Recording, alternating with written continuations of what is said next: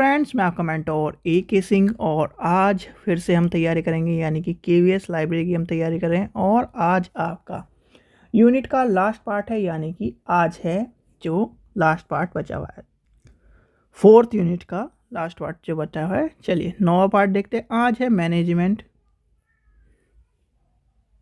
सीधे सीधे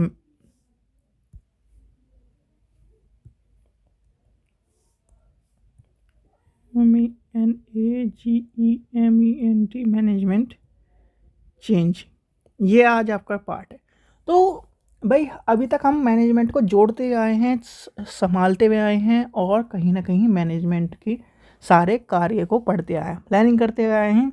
पूरा हमने HRM को समझ लिया है। अब लास्ट जो चीज़ आती है भाई, घूम फिर कर घर को चेंज करने वाली बात या घर के मेंबर को चेंज करने वाली बात क्यों उठ रही है लाइब्रेरी में यानी मैनेजमेंट चेंज की बात क्यों उठ रही है, कोई बता सकता है? देखिए, कभी कभी आप कहते हैं ना कि आपने घर में या फिर दुकान में सही मेंबर ना रखा और वो आपको लॉस पे लॉस करा जा रहा है, या फिर आपके जो रेवेन्यू है उसको अपने रेवेन्यू में जोड़ता जा रहा है, तो कहीं ना कहीं आपको उस मेंबर को हटाना पड़ेगा या फिर चेंज करना पड़ेगा। मैनेजमेंट को चेंज होता है या फिर day by day management change इसलिए होता है क्योंकि टेक्नोलॉजी एंड समय की मांग को हिसाब से मैनेजमेंट को भी चेंज करा जाता है। तो आज का टॉपिक क्या है? मैनेजमेंट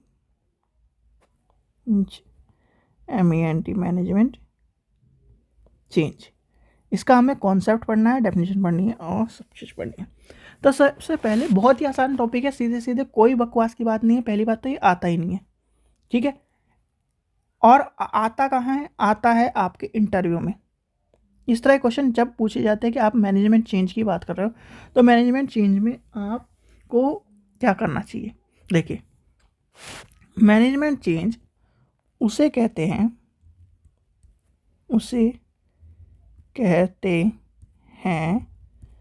जब समय की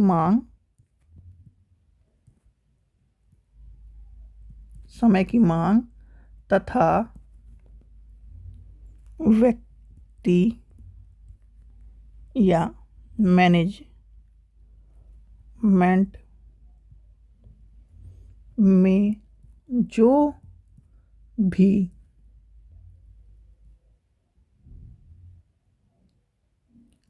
सदस्य हैं वह संस्थान को लाभ नहीं पहुंचाते हैं, ठीक है भाई। मैनेजमेंट चेंज तब करा जाता है जैसे कि आप मान लीजिए आपको आज आपका घर है, सीधे घर से लेके चलते हैं। घर है 30 गज का, ठीक है। घर को आपके मेंबर बढ़ गए, पहले 4 थे अब 12 हो गए, ठीक है। तो क्या आप घर को चेंज करोगे या फिर उससे बड़ा लेने की कोशिश करोगे या फिर इसी में करोगे? भाई सबसे पहले तो ये सिचुएशन है कि इसी को एक्सचेंज करा जाए, ठीक है, और जो इसमें जो कमियां हैं वो हटाई जाए, ठीक है ही नहीं। फिर दूसरा प्लान क्या रहता है कि इस घर को बेचकर या फिर इस घर को चेंज कर दूसरा घर ले जाए। ऐसे ही होता है मैनेजमेंट में पहले ये देखा जाता है कि जो मेंबर काम के हैं, यानी कि मैनेजमेंट में जो मेंबर काम के, आपने देखा होगा कि हर साल इंक्रीमेंट और ये सब चीज़ें होती है। कुछ मेंबर को निकाल दिया जाता है। क्यों निकाल दिया जाता है? क्योंकि उनका मैनेजमेंट का रवैया अच्छा नहीं होता। यानी कि HR जब मैनेजमेंट की टीम गठित करता है, HR का नाम सुना होगा, HR जब टीम गठित करता है, ये पब्लिक लेवल में लेके चल रहा हूँ, लाइब्रेरी के लेवल में नहीं लेके चल रहा हूँ मैं। जैसे आप मान लीजिए जियो मार्ट ले लीजिए या फिर डी मार्ट ले लीजिए, मॉल्स ले लीजिए।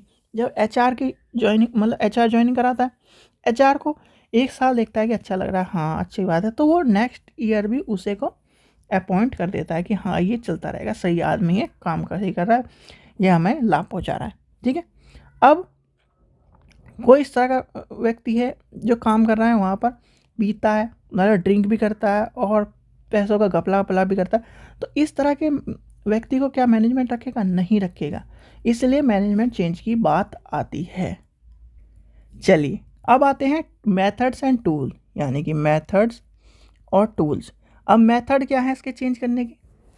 मेथड आपको मैंने बता दिया। सबसे पहले हमें देखना होता है कि पुराने मेंबर्स कितने काम के हैं, यानी कि हम जब चेंज की बात आती है लाइब्रेरी साइंस में भी, कहीं भी लाइब्रेरी साइंस में मतलब 20 आदमी हैं, तो 20 आदमी में पहले जो टेक्नीशियन है उसका, जो किताबें लगा रहा है यानी असिस्टेंट लाइब्रेरियन, स्वीपर, इन सबको देखा जाता है। पूरे ऑल ओवर लाइब्रेरी में जितने मेंबर हैं उनको सबको देखा जाता है। अगर उनमें से कोई भी ऐसा लगता है कि ये काम नहीं कर रहा, लाइब्रेरी को लाभ नहीं पहुंचा रहा और नुकसान कर रहा है, तो उसे हटाया जाता है। यानी कि मेथड्स एंड टेक्निक्स ये होती है, सबसे पहले हम पुराने व्यक्ति की जांच करें। टेक्निक्स क्या है या टूल्स क्या है? टूल्स ये हैं कि फिर उन व्यक्तियों में फिर दोबारा एक बार एक तरह से कंडक्ट ऑफ इंटरव्यू कराया जाए, जिससे कि हमें पता चल जाए कि ये हमारे संस्थान को कितनी लाभ पहुंचाने की बात कर रहे हैं। यानी कि आपने पुराने मेंबर्स इनका सबका इंटरव्यू लिया एक तरह से, ठीक है। और उन इंटरव्यू इस तरह नहीं लिया जाता जैसे हम न्यू फ्रेशर का इंटरव्यू लेते हैं, उनसे बस मीटिंग में ला के ऐसी नॉर्मल सी बात पूछी जाती है।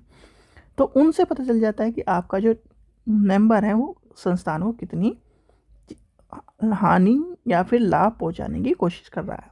ठीक है बच्चों, चलिए नेक्स्ट टॉपिक देखते हैं। नेक्स्ट टॉपिक क्या कर रहा है? चलिए नेक्स्ट देखते हैं प्रॉब्लम ऑफ इनकॉर्पोरेटिंग चेंज। भाई सीधे सीधे प्रॉब्लम ऑफ इनकॉर्पोरेटिंग चेंज में क्या आती है? आप जब किसी भी कॉर्पोरेट की जगत में जाते हैं, यानी कि ये जो टॉपिक है ना, ये लाइब्रेरी से हट के ही टॉपिक है। लाइब्रेरी में इतना बड़ा इशू नहीं होता चेंजिंग मैनेजमेंट का। मैनेजमेंट चेंज की बहुत ही लास्ट में बात आती है, पर इन्होंने मैनेजमेंट में जो सारी चीज़ें हैं वो सारी इंक्लूड कर दी हैं। भाई देखिए, corporate problem of corporate change में ये आती है, जैसे कि आप कहते हैं ना बैक, उस तरह की प्रॉब्लम आती है। किसी ने रेफरेंस में किसी व्यक्ति को रखा, ठीक है। अब प्रॉब्लम ये आ रही है, हमें उसे भी रखना है और जो अच्छा काम कर रहा है उसे भी रखना है। तो ये नंबर 1 नंबर 2 दोनों को रखना है। अब ये कॉर्पोरेट इनकॉर्पोरेशन में या इनकॉर्पोरेटिंग चेंज में प्रॉब्लम यही सबसे बड़ी होती है कि आपको मेंबर को बढ़ाना भी नहीं है, ठीक है। मेंबर को यानी कि 100 करोड़ रुपए या 100 करोड़ रुपए हमारे मेंबरों के देने के लिए, यानी कि अपने एम्प्लॉय को देने के लिए, और उसी में हमें उससे डबल रेवेन्यू लेना है। तो उससे डबल हमें रेवेन्यू लेना है, तो क्या करेंगे हम? आप ही बताइए।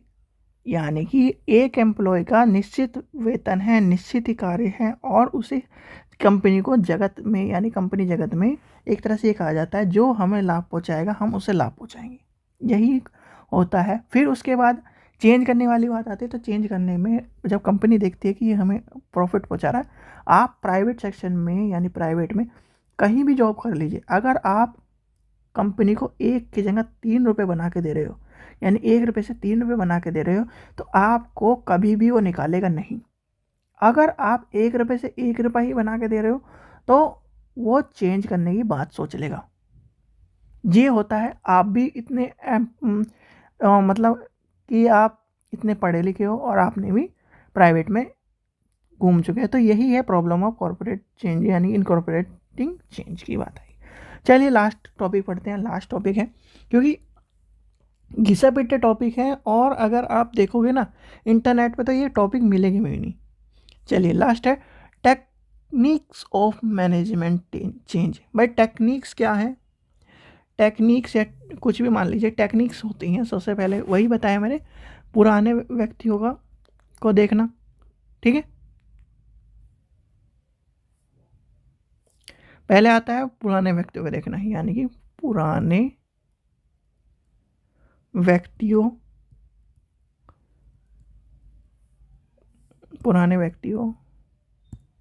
का मूल्यांकन करना, लाभ वाले व्यक्ति को संस्थान से बर्थडे रखना, समय की मांग के अनुसार व्यक्ति या मैनेजमेंट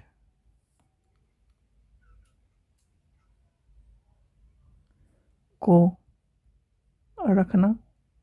यानी कि टेक्निक्स क्या कहती हैं मैनेजमेंट चेंज की, कि पहले हमें पुराने व्यक्ति को रखना है, फिर जो लाभ पहुंचा रहा है, फिर समय की मांग जो है उसके हिसाब से हमें उस टेक्निक को लेके चलना है। यानी कि अगर आप लाइब्रेरी के तौर पर लेके चलें, सबसे पहले हमें देखना है कि लाइब्रेरी में कौन अच्छा काम करता है। भाई एक जूनियर लाइब्रेरियन है, वो एज इट टाइम पे आता है, ठीक है, टाइम पे जाता है, अपने काम में कभी भी लापरवाही नहीं रखता हो, और क्या आप उसे रखोगे? नहीं रखोगे। और एक सीनियर लाइब्रेरियन है, वो आता है, पहले 10 घंटे तक इधर उधर घूमता रहता है, चाय वाय पीता है, इधर उधर घूमता रहता है, मतलब काम नहीं करता, तो क्या आप उसे हटाओगे? नहीं हटाओगे।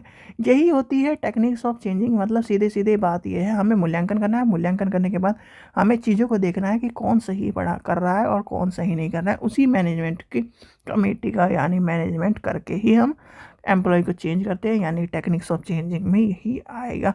फिर टेक्निक्स ऑफ चेंजिंग में क्या आता है? बिल्डिंग्स भी आती हैं, फर्नीचर भी आते हैं, पर टेक्निक्स ऑफ चेंजिंग में मैनेजमेंट की बात करें, मैनेजमेंट में मैनेजमेंट के बाद सारी चीज़ें आती हैं। क्या कि आपका जो फर्नीचर है वो भी सही है कि नहीं, एम्प्लॉय के बाद आती है, क्योंकि मैनेजमेंट की बात करें, मैनेजमेंट में हम मैनेजमेंट को ही पढ़ेंगे। फिर आप कन्फ्यूजन हो जाएगा, क्योंकि मैनेजमेंट में जब मैनेजमेंट की बात करेंगे आपके सिलेबस में, तो मैनेजमेंट की ही बात रखेगी, मैनेजमेंट के बाद आती हैं ये सारी चीज़ें। ठीक है बच्चों, चलिए ये छोटा टॉपिक था। आशा करता हूँ आपको वीडियो पसंद आई तो लाइक करें, चैनल को सब्सक्राइब करें। नेक्स्ट आपकी यूनिट शुरू हो जाएगी कल से, मतलब आपको अब 16 तारीख हो गई है, 16 तारीख यानी कि मैंने कहा था ना 28 तारीख तक आपका सारा सिलेबस कवर हो जाएगा। फिर उसके बाद आपकी जितनी भी टिप्स हैं सारी, किस तरह से पेपर रखना है, किस तरह से लिखना है, किस तरह से मतलब करना है, वो सब शुरू होंगे। तो इसलिए चैनल को भी सब्सक्राइब करके ज़्यादा से ज़्यादा वीडियो को शेयर करें। Thank you.